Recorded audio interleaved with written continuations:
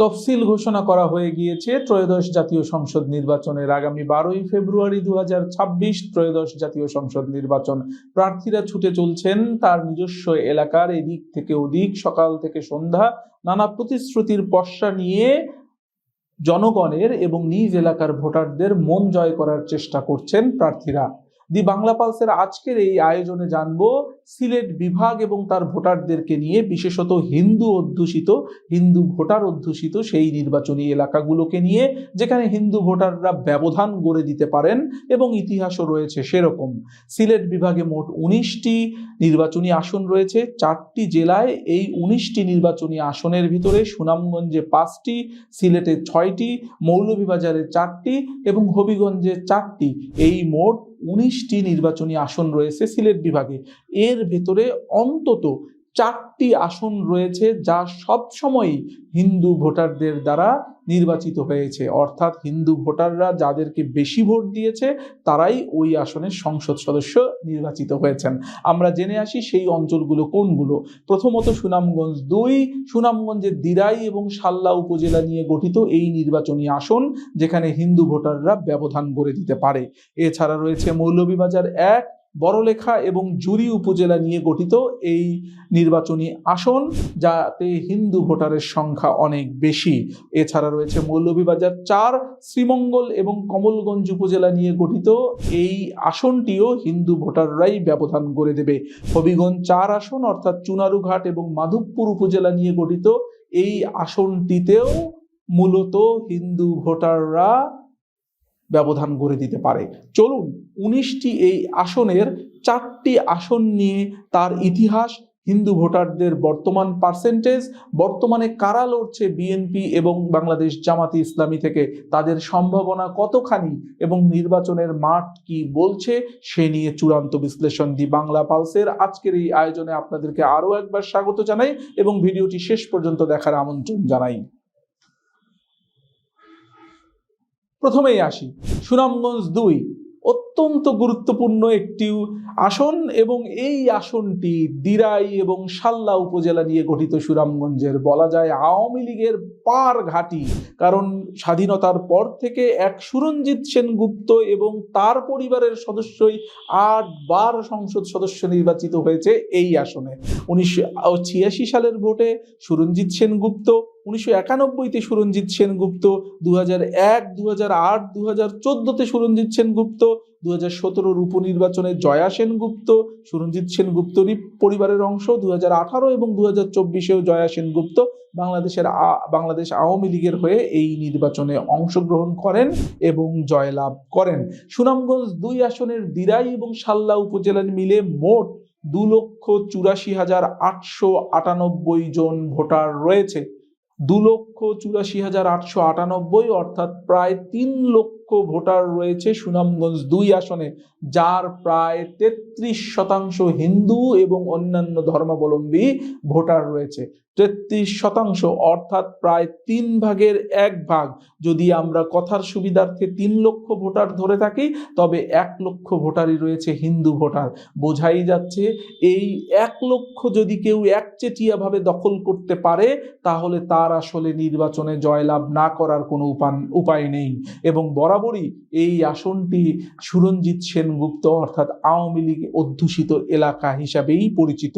আমরা একটু জেনে আসি, বিএনপি এই আসনে জেলা বিএনপির সাবেক আহ্বায়ক এবং সাবেক সংসদ সদস্য নাসির উদ্দিন চৌধুরীকে নমিনেশন দিয়েছেন এবং বাংলাদেশ জামাতি ইসলামী দিয়েছেন অ্যাডভোকেট শিশির মুনিরকে। জামাতের অত্যন্ত জনপ্রিয় মুখ অ্যাডভোকেট শিশির মুনির, এবং বলে রাখা ভালো সাবেক সংসদ সদস্য নাসির উদ্দিন চৌধুরী জুন 1996 সাল অর্থাৎ যে বছর আওয়ামী লীগ সংসদ গঠন করেছিল, সরকার গঠন করেছিল, সেই সময়েও তিনি সংসদ সদস্য নির্বাচিত হয়েছিলেন। অর্থাৎ আওয়ামী লীগের পর হিস্ট্রিক্যালি এই আসনে বিএনপির অবস্থানই একটু শক্তপোক্ত রয়েছে।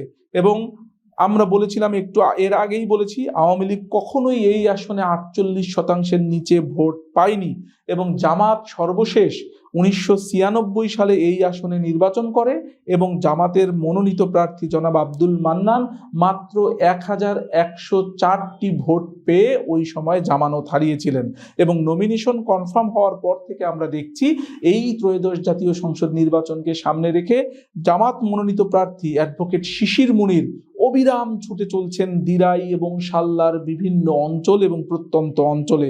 উচ্চ আদালতের সিনিয়র আইনজীবী শিশির মুনির প্রতি বৃহস্পতিবার তার নির্বাচনী এলাকায় চলে যান। শুক্রবার ও শনিবার দাপিয়ে বেড়াচ্ছেন দুই উপজেলা। হিন্দু অধ্যুষিত আসনটির সম্মানিত হিন্দু নাগরিকদের গ্রামে ছুটে যাচ্ছেন হরহামেশাই। তরুণদেরকে কানেক্ট করছেন ফুটবল মাঠে। গ্রামের উন্নয়ন বঞ্চিত নাগরিকদের নিজ অর্থায়নে সাঁকো করে দিচ্ছেন। বিদ্যুৎ বিল পরিশোধ করতে না পারা গ্রামের বিদ্যুৎ বিল পরিশোধ করে দিচ্ছেন। সুটেড বুটেড শিশির মুনির এলাকায় গিয়ে গ্রামীণ পোশাক পরে হাঁটছেন। খেলার মাঠে খেলোয়াড়দের পোশাক পরে খেলছেন। মায়েদের সাথে আড্ডা দিচ্ছেন। সাংগঠনিক বৈঠকে পরিকল্পনা সাজাচ্ছেন এবং বিদেশে গিয়ে দিরাই ও সাল্লার লোকজন খুঁজে বের করছেন, সাক্ষাৎ করছেন, মত বিনিময় করছেন। পক্ষান্তরে বিএনপিও বসে নেই। মাঠ পর্যায়ে থেকে সাবেক সংসদ সদস্য নাসির উদ্দিন চৌধুরীর মানুষজন এবং বিএনপি কর্মীরাও কিন্তু এই হিন্দু ভোটার সহ সকল ভোটারদের মন জয় করার চেষ্টা করছেন। তবে বোঝাই যাচ্ছে মন জয় করার আসল জায়গায় হলো সম্মানিত হিন্দু ভোটাররা। এই হিন্দু ভোটাররাই যাকে ভোট দিবেন বরঞ্চ তিনি এগিয়ে যাবেন এই ভোটের মাঠে। 33% হিন্দু ভোটাররাই গড়ে দেবেন ব্যবধান। দেখা যাক ত্রয়োদশ জাতীয় সংসদ নির্বাচনে তাদের ভোট কার পক্ষে, ধানের শীষ নাকি দাঁড়িপাল্লা। মৌলভীবাজার 1 আসনটি বড়লেখা এবং জুরি উপজেলা নিয়ে গঠিত এবং এই আসনটিতে বাংলাদেশ জাতীয়তাবাদী দলের যেমন জয়ের ইতিহাস রয়েছে, বেশি ইতিহাস রয়েছে বাংলাদেশ আওয়ামী লীগের এবং একই সাথে ইতিহাস রয়েছে জাতীয় পার্টিরও। জাতীয় পার্টি অবশ্য জিতেছে বহু আগে, সেটা 1986, 1988 এবং 1991 সালের নির্বাচনে জাতীয় পার্টি জয়লাভ করেছিল। এছাড়া ফেব্রুয়ারি 1996 নির্বাচনে বাংলাদেশ জাতীয়তাবাদী দল বিএনপি এবং 2001 নির্বাচনে বাংলাদেশ জাতীয়তাবাদী দল বিএনপি জয়লাভ করলেও জুন 1996, 2008, 2014, 2018 এবং 2024 নির্বাচনে বাংলাদেশ আওয়ামী লীগ এবং একই ব্যক্তি শাহাবুদ্দিন এই আসনে জয়লাভ করেছেন। আমরা একটু জেনে আসি মৌলভীবাজার 1 আসনে মোট ভোটার কত। মৌলভীবাজার 1 আসনে ভোটার সংখ্যা 3,15,639 জন। 3,15,639 জন বিশাল ভোটার এবং এর ভেতরে 22% হিন্দু এবং অন্যান্য ধর্মাবলম্বীদের ভোট রয়েছে। অর্থাৎ এখানে আদিবাসী এবং উপজাতি সম্প্রদায়ও রয়েছে, যেমন খাসিয়া এবং মণিপুরী আদিবাসী জনগোষ্ঠীদের বসবাস রয়েছে মৌলভীবাজারের বড়লেখা এবং জুরি উপজেলায়। এই 22% মানে প্রায় 1/4 ভাগ অন্য ধর্মাবলম্বীদের ভোটারই ব্যবধান গড়ে দেবে। বিএনপি এখানে মনোনয়ন দিয়েছে জেলা বিএনপির আহ্বায়ক কমিটির সদস্য নাসির উদ্দিন মিঠুকে এবং 2018 সালের প্রতিকূল নির্বাচনে প্রায় 70,000 ভোট পেয়ে তিনি তৃণমূলে শক্ত অবস্থান করেছিলেন। মনে আছে তো 2018 নির্বাচন মানে দিনের ভোট রাতে ভরার যে নির্বাচন, সেখানেও 70,000 ভোট পেয়েছিলেন বিএনপি প্রার্থী এই সংসদ বিএনপির আহ্বায়ক কমিটির সদস্য নাসির উদ্দিন মিঠু। পক্ষান্তরে জামাত এখানে নমিনেশন দিয়েছে মৌলভীবাজার জেলা শুরা ও কর্ম পরিষদের সদস্য মাওলানা আমিনুল ইসলামকে। বিএনপি শুধুমাত্র 2001 সালে 47.6% ভোট পেয়ে 4 দলীয় জোটের মাধ্যমে জয়লাভ করেছিল। আবার 2008 সালে জোটের মাধ্যমে লীগের কাছে পরাজিত হয়ে 39.4% ভোট পেয়েছিল। এ আসনের 2 উপজেলায় 16টি ইউনিয়ন এবং 1টি পৌরসভা রয়েছে। বিএনপির মনোনয়নপ্রাপ্ত নেতা 6 ইউনিয়নভুক্ত জুরি উপজেলার অধিবাসী এবং মনোনয়ন বঞ্চিত কাতার বিএনপির সাধারণ সম্পাদক শরীফুল হক সাজু 10 ইউনিয়ন ও 1 পৌরসভাভুক্ত বড়লেখা এলাকার বাসিন্দা। অর্থাৎ আমরা দেখতে পাচ্ছি মৌলভীবাজার 1 আসনে বিএনপির বিদ্রোহী প্রার্থী কাতার প্রবাসী বিএনপির সাধারণ সম্পাদক শরীফুল হক সাজু রয়েছেন, যিনি কিনা বড়লেখা উপজেলার এবং বর্তমানে যিনি নাসির উদ্দিন মিঠু রয়েছেন তিনি জুরি উপজেলার। অতএব এখানে যদি বিএনপির বিদ্রোহী প্রার্থী থেকে থাকে তাহলে এই আসনে কিন্তু জামাত সুবিধা পেতে পারে এবং সেই সঙ্গে হিন্দু সহ অন্যান্য সম্প্রদায়ের ভোট যদি তারা নিজেদের দলে ভেড়াতে পারে, তাহলে এই বিদ্রোহী প্রার্থীদের মধ্যে দ্বন্দ্বের ফসলই কিন্তু জামাত ঘরে তুলতে পারে। কেন বলছি? তার পিছনে কারণ হলো যে দুটি উপজেলা নিয়ে এই আসনটি গঠিত, সেই আসনে বড়লেখা উপজেলায় মোট ভোটার 2,11,668, অর্থাৎ 3,15,000 ভোটারের ভেতরে 2,11,000 ভোটারই হলো বড়লেখা উপজেলায়, যেখানে বিএনপির বিদ্রোহী প্রার্থী রয়েছে। এবং বিএনপির নিজ প্রার্থী যাকে মনোনয়ন দিয়েছে জুরি উপজেলায় ভোট হলো 1,22,272 জন। তার মানে বিদ্রোহী প্রার্থীদের এই দ্বন্দ্বে বিদ্রোহী প্রার্থী এগিয়ে। আর সেই ফসল যদি জামাত ঘরে তোলে, তাহলে আমরা একটু জামাতের হিস্ট্রি জেনে আসি। জামাত এককভাবে নির্বাচন করেছিল 1991 এবং 1996 সালে। সেখানে তারা 8.6% এবং পরবর্তীতে 1996 সালে 10.7% ভোট পেয়েছিল এবং 1991 সালে 38.2% ভোট পেয়ে জাতীয় পার্টি এই আসনে নির্বাচিত হয়েছিল। আওয়ামী লীগ কখনোই এই আসনে 37%-এর নিচে ভোট পায়নি। তাই হবার কথা, কারণ হিন্দু অধ্যুষিত এলাকা, 22% যদি হিন্দু সহ অন্যান্য সম্প্রদায়ের ভোট হয় সেখানে, তো সেই ভোটগুলো একচেটিয়া আওয়ামী লীগ পেয়েছিল এবং তার সঙ্গে দলীয় নেতাকর্মী তো রয়েছিলই। অতএব সব মিলে 37-38% ভোট আওয়ামী লীগ সবসময় এই আসনে পেয়েছিল। এছাড়া লক্ষণীয় বিষয় হলো চা শ্রমিকদের ভোট এবং প্রবাসী গণসংযোগী নির্ধারণ করবে শেষ মুহূর্তে কার পাল্লা ভারী। কিন্তু 22% হিন্দু অন্য সম্প্রদায়ের ভোটই কিন্তু আসল ভোট এবং তাকেই কাছে টানার চেষ্টা করবে মৌলভীবাজার 1 আসনের জামাত এবং বিএনপির প্রার্থীরা। এবার আসি মৌলভীবাজার 4। মৌলভীবাজার 4 শ্রীমঙ্গল এবং কমলগঞ্জ উপজেলা নিয়ে গঠিত। এই আসনের ইতিহাস বাংলাদেশ আওয়ামী লীগের ইতিহাস। এটি বাংলাদেশ আওয়ামী লীগের ঘাঁটি বলা চলে। কেমন করে? 1986 সালে এখানে বাংলাদেশ আওয়ামী লীগ জিতেছিল, 1988 সালে জাতীয় পার্টি জিতেছিল এবং ফেব্রুয়ারি 1996 ওই 3 মাসের ইলেকশনে জাতীয়তাবাদী দল বিএনপি জিতেছিল। এছাড়া 1991, জুন 1996, 2001, 2008, 2014, 2018, 2024 আব্দুস শহীদ আওয়ামী লীগের পক্ষে এই মৌলভীবাজার 4 শ্রীমঙ্গল এবং কমলগঞ্জ উপজেলার এই আসনটি দখল করে রেখেছিল। কেমন করে দখল করে রেখেছিল? নির্বাচিত হয়েছিল কেন? কারণ এই আসনে মোট ভোটার 4,59,104 জন, মানে 4.5 লক্ষের অধিক ভোটার রয়েছে এখানে, যার 37% হিন্দু এবং অন্যান্য সম্প্রদায়ের ভোট। 37% হিন্দু এবং অন্যান্য সম্প্রদায়ের ভোট। এখানে রয়েছে মণিপুরী, খাসিয়া, ত্রিপুরা, হালাম সহ নানান সম্প্রদায়ের ভোট, নানান সম্প্রদায়ের মানুষ। তাহলে ঐতিহাসিকভাবেই আমরা জানি হিন্দু সহ অন্যান্য সম্প্রদায়ের ভোটগুলো বেশিরভাগ ক্ষেত্রেই আওয়ামী লীগের ব্যালটে যায় এবং আওয়ামী লীগের বাক্সে যায়। তাহলে 37% হিন্দু ভোটার এবং অন্যান্য সম্প্রদায়ের ভোটার যদি একচেটিয়াভাবে তাদেরকে ভোট দিয়ে থাকে, তাহলে সেই আসনে আওয়ামী লীগ ছাড়া তো অন্য কারো জয়ের সম্ভাবনা থাকে না। এবার দেখি, বিএনপি এই আসনে নমিনেশন দিয়েছেন কেন্দ্রীয় নির্বাহী কমিটির সদস্য আলহাজ মোহাম্মদ মুজিবুর রহমান চৌধুরী, অর্থাৎ হাজি মুজিব, যিনি শ্রীমঙ্গল পৌরসভায় বহুবার মেয়র মহসিন মিয়া মধু মনোনয়ন না পেয়ে স্বাধীন প্রার্থী হওয়ার ইঙ্গিত দিয়েছেন। অর্থাৎ বিএনপির হয়ে এই আসনে লড়বেন আলহাজ মোহাম্মদ মুজিবুর রহমান চৌধুরী হাজি মুজিব এবং জামাতের হয়ে এই আসনে লড়বেন সিলেট মহানগরের সহকারী সেক্রেটারি ও সাবেক শিবির নেতা অ্যাডভোকেট মোহাম্মদ আব্দুর রব। এবারই প্রথম নির্বাচন করছেন। 1991 থেকে এই আসনে আওয়ামী লীগের একটানা 7 মেয়াদের এমপি ছিলেন উপাধ্যক্ষ ডক্টর মোহাম্মদ আব্দুস শহীদ। এর মধ্যে সর্বনিম্ন 44.1% ভোট পেয়ে 2001 সালে নির্বাচিত হন তিনি। সর্বনিম্ন 44.1%, অর্থাৎ এর অন্যান্য সময়গুলোতে তিনি এর চেয়েও অনেক বেশি ভোট পেয়েছেন। বিএনপি 2008 সালে সর্বোচ্চ ফলাফলের সময়ে 52,000 ভোটের ব্যবধানে হারে 4 দলীয় জোট থাকার পরেও 1991 সালে, যে বছর বিএনপি সরকার গঠন করেছিল, সাবেক অর্থমন্ত্রী এই আসন থেকে নির্বাচন করে মাত্র 6,500 ভোট পেয়েছিলেন। এই আসনটি পার আওয়ামী লীগের ভোট।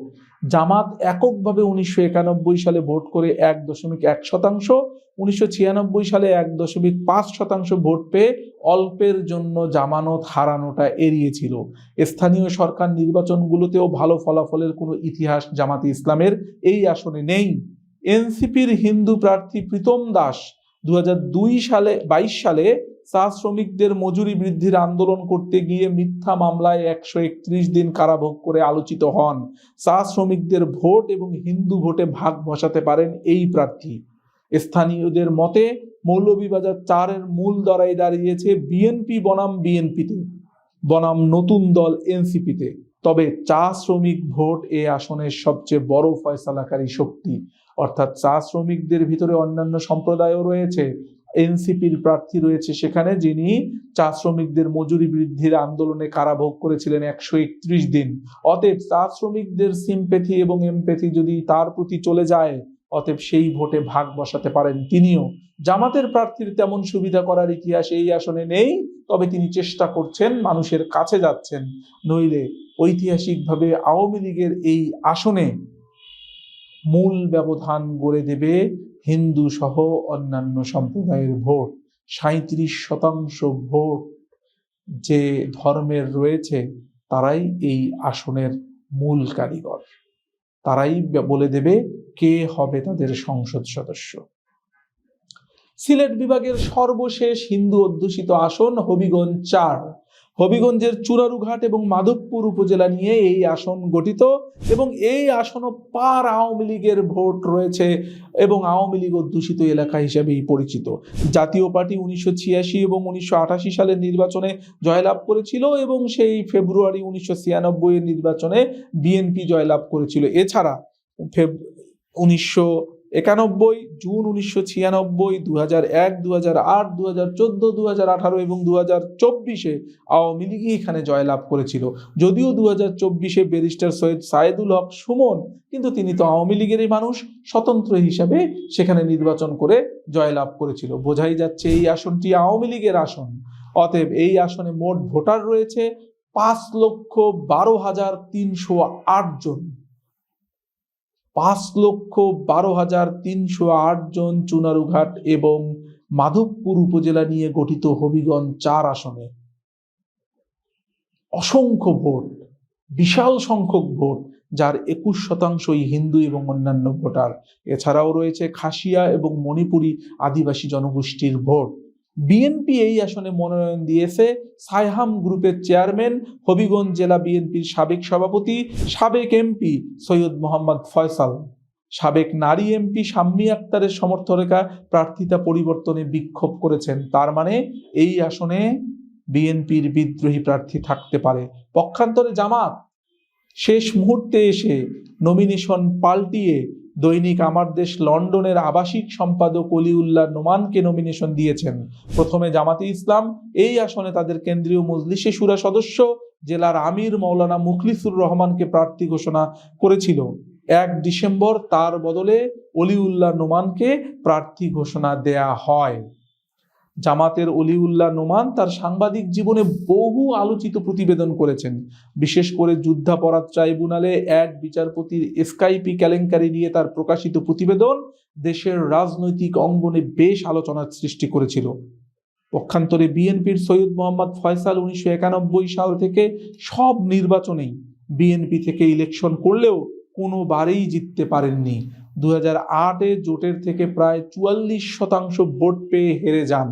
নির্বাচনী এলাকায় তার সাইহাম গ্রুপের অর্থায়নে বিভিন্ন সামাজিক এবং আর্থিক কাজ করে যাচ্ছেন তিনি। কিন্তু ওই যে বললাম 21% হিন্দু ভোটার কাকে ভোট দিবে তার উপরই নির্ধারিত হবে এই আসনের সংসদ সদস্য। সিলেট বিভাগ বলা হয়ে থাকে সিলেট 1 আসনে যিনি জেতেন তারাই সরকার গঠন করেন। দেখা যাক সেই ধারা এখনো অব্যাহত থাকে কিনা। কিন্তু সিলেট সেই 1 আসনেও বিগত দিনগুলোতে আমরা দেখেছি সেখানে সুইং হিস্ট্রি রয়েছে। অর্থাৎ বিএনপি এবং আওয়ামী লীগ দুই দলেরই জয়ের ইতিহাস রয়েছে এবং সিলেট 1 আসনে আওয়ামী লীগের আধিপত্যও রয়েছে। আমরা দেখতে চাই সব ব্যবধানকে ভেঙে হিন্দু ভোটাররা কাকে বেছে নেয়, কাদেরকে নির্বাচন করেন তাদের সংসদ সদস্য হিসাবে। বিশেষত সুনামগঞ্জ 2, মৌলভীবাজার 1, মৌলভীবাজার 4 এবং হবিগঞ্জ 4 আসনে সিলেট বিভাগের 4 জেলার এই 19টি আসন অত্যন্ত গুরুত্বপূর্ণ। প্রায় অনেক আসনই হিন্দু ভোটারের সংখ্যা রয়েছে সিগনিফিক্যান্ট, এবং প্রার্থীদের সুইং হিস্ট্রিও রয়েছে। তারা কখন কোন মত বদলায় তার উপর, এবং প্রার্থীদের নির্বাচনী প্রতিশ্রুতি এবং তাদের ভোটারদের মন জয় করা মাধ্যম এবং মন জয় করার প্রক্রিয়াই কিন্তু নির্ধারণ করে দেবে কারা হচ্ছে এই আসনগুলোর সংসদ সদস্য প্রার্থী। যারাই নির্বাচন করুক, যারাই জিতুক, যারাই হারুক, সকলে মিলে আমাদের দেশমাতৃকার সেবা করুক, জনগণের পাশে থাকুক এবং দেশকে নিয়ে ভাবুক, সেটি আমাদের প্রত্যাশা। বাংলা পালসের সঙ্গে থাকার জন্য আপনাদেরকে অসংখ্য ধন্যবাদ।